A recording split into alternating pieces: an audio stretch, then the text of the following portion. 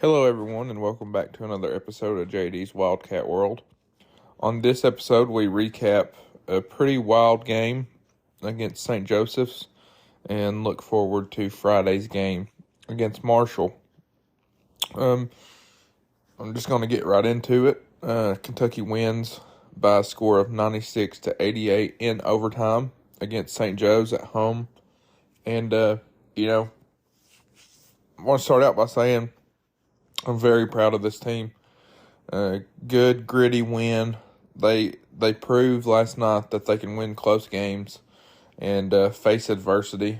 They were down by one late in that game and ended up coming down and getting a bucket, and then St. Joe's scores also and takes it to overtime. But the Cats showed adversity, and I love it. I knew, if you all listened to any of the previous two episodes, I knew that this game was going to be close. I didn't think it would go to overtime, but I did know it would be close because I don't know what it is, but it seems like it's so hard for this fan base to wrap their mind around. St. Joe's is good. In my opinion, they are good. In my opinion, they are potentially an NCAA tournament team. If they can win the A-10 conference tournament, I mean, they will get in, and I think they can upset somebody. They have guards that can fire it from three. As you saw last night, if they have any space at all, and some of them didn't even have space and we're burying them in our face. I mean, they can shoot it. They've got size. They can rebound very well, creating more shots for their guards. And, we did what we could. I knew size would be a factor. I said that on the last episode, having Trey in there, and they had a little bit of size. Luckily, their bigs weren't too crazy good scoring the ball, but they could definitely rebound and kick it out to those guards that were good. So, I don't think, my opinion of this team, if anything, has got better from last night. Just because for the first time in a while, we won a close game that came down to the wire, and we won it. DJ Wagner stepped up huge. It was so awesome to see him get going. I've had a couple people I saw on Twitter, and I've even got a couple messages claiming, Wagner needs to be off the floor in these critical moments. I don't like the way he's playing. And, I saw a certain media outlet in the state of Kentucky say kind of the same thing. I just don't agree with anybody that said that. I think Cal was letting DJ play through, and he was defending St. Joseph's guy that was leading the Reynolds in overtime, and he did a heck of a job on him. I know he went for 28, but a lot of those were not in overtime. DJ, that's why Cal left him in. DJ was having a pretty good game on offense too, but it wasn't pretty at some points, but had a pretty good second half in overtime on offense. But I think he was in there to shut down Reynolds. I think that's the main reason why Cal left him in.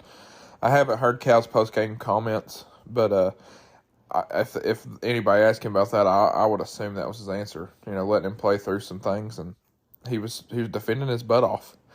He did a good job, and it was awesome to see that. And it was awesome to see Trey Mitchell come through in the clutch, hitting two threes that were huge in overtime. And, if they're going to leave him open, he needs to shoot it. And that's what he did. They would switch off, and there was a couple times he was wide open. One time he hit one with a guy in his face, and they were huge as Trey had 22 points on 7 of 15 shooting. And he just had a very good game. It was crazy to see 3 starters have 20-plus points. It's the first time since 2009 against Sam Houston State. I saw that stat. I think it was Corey Price that dropped that. First time we've had 3 20-point scores in a game. In this game, it was Antonio Reeves, DJ Wagner, and Trey Mitchell.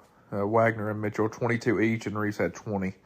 And Reeves was efficient. I know he didn't play down the stretch, and I think it was because of his defense. I think, like I touched on, I think Wagner really defended well on their leading scorer in overtime. So Reeves went 7 of 9. He didn't miss a three. He went 3 of 3 from deep, and I thought he played a good game too. Reed Sheppard didn't really. I mean, he didn't score, but he had 4 assists and 4 boards, and the game. You can't keep him off the floor no matter if he's scoring or not. He just does so many things well. The 2 deep ball passes, including the one that kind of switched the momentum in overtime, the deep ball to DJ Wagner. Wagner misses the layup, and I think someone followed it. I think it was Mitchell. I think Mitchell followed it. And that kind of, I think that put us up by 4, and you're feeling good at that point. But, Sheppard's definitely the guy that's going to be taking the ball out for us. I think he's the smartest basketball IQ player on the team right now. And he showed that last night in the most critical moments. It was good to see after he kind of took that bad shot against Kansas. Good to see him settle in and make the right plays. And, of course, got to talk about my man Rob Dillingham. He did really well in the first half. Second half wasn't as good, but still knocked down some shots. He had 13 points, 6 assists, I will say. 6 assists. Once again, him and DJ lead the team in assists. Once again, I hear comments about players being selfish, and I do not see that with this team. I just don't, especially Rob and DJ. I just don't see it. But, is there times they shoot it that they could pass it? Yeah, there is. But there's also times where, they pass it when they should shoot it. So I think it balances out.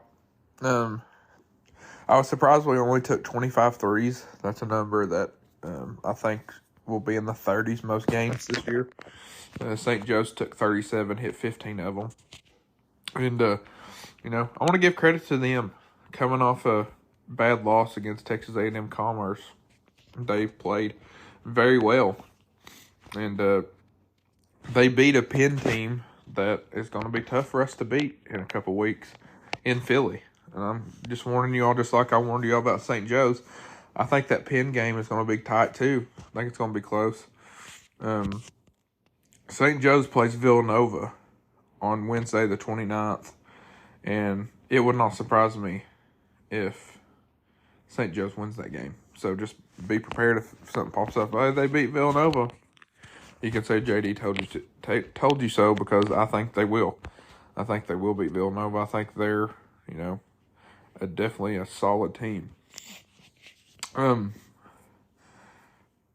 Couple other things I want to touch on. Justin Edwards played pretty good too. Went 4 of 6 on 12 points. And it's good to see Edwards and Wagner, but, I think Wagner was the MVP down the stretch on the defensive end, and Trey Mitchell was the offensive MVP. Great game from both of those guys.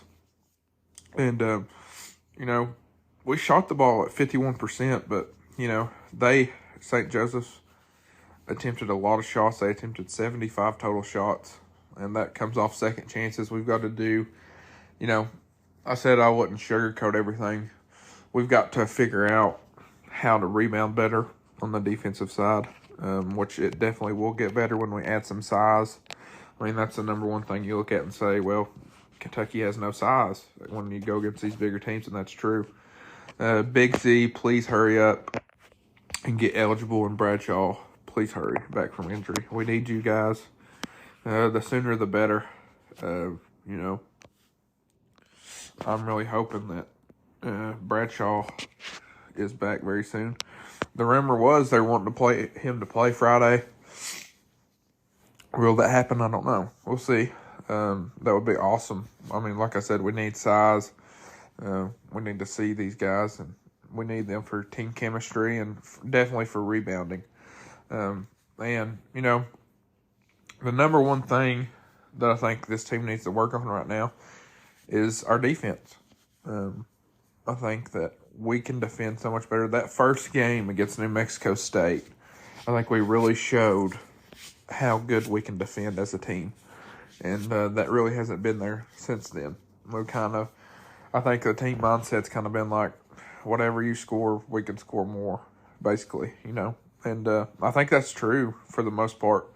Didn't work out against Kansas, but I think they are really so talented that, we can score with anybody in the country. We're averaging, in the last 2 games, we've had 101 points and 96 points. And even against Kansas, we put up 84. So, it goes back to, I think this is an old Cal team. These games are fun to watch. There's never, even the close game against St. Joe's last night, it was never, man, this is dreadful to watch. Like, our guys were making plays. They were just making plays back. St. Joseph's did a very good job. They got hot, and they played well. And like I said, I fully expected that. I do want to kind of see more out of Adu Thiero. He only had 7 points and 5 boards, but, he played good. He played decent. So that's another guy that we need to kind of step up. Overall, I just want to say, kind of like I stated at the beginning, if anything, the opinion of my team after this game goes to the better side. I tried to warn the listeners, last episode, this game is going to be close. And, seems like some people just cannot wrap their mind around, sometimes non-conference opponents are good. And St. Joseph's is one of those teams. So, if we struggle against Penn on December the 9th, do not be shocked either. It's not because we are a bad team. I said that last week. It's because these other teams are good. They're legit. They're college mid-majors that could do some damage in their conferences and maybe even in the tournament. Moving on to Friday now. Just a quick little preview against Marshall. I think that, for as good and as talented as St. Joe's was, I think Marshall was decent last year, but this year I want to see us come out and handle our business early against Marshall. They've beat Florida International and Queens, New York, but have lost to Radford and Utah State. They play Oakland today at 1:30. They could potentially come in here with a losing record if they lose that.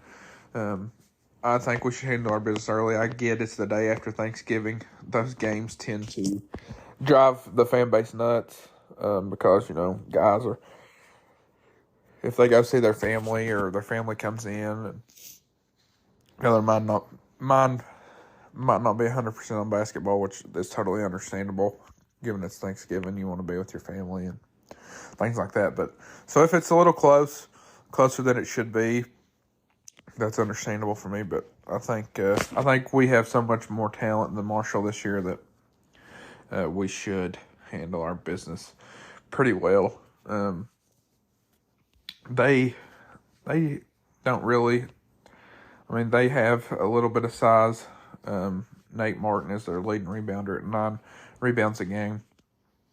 And I just realized that Adu Thiero is actually leading us in boards, 7.5 a game. That's pretty wild.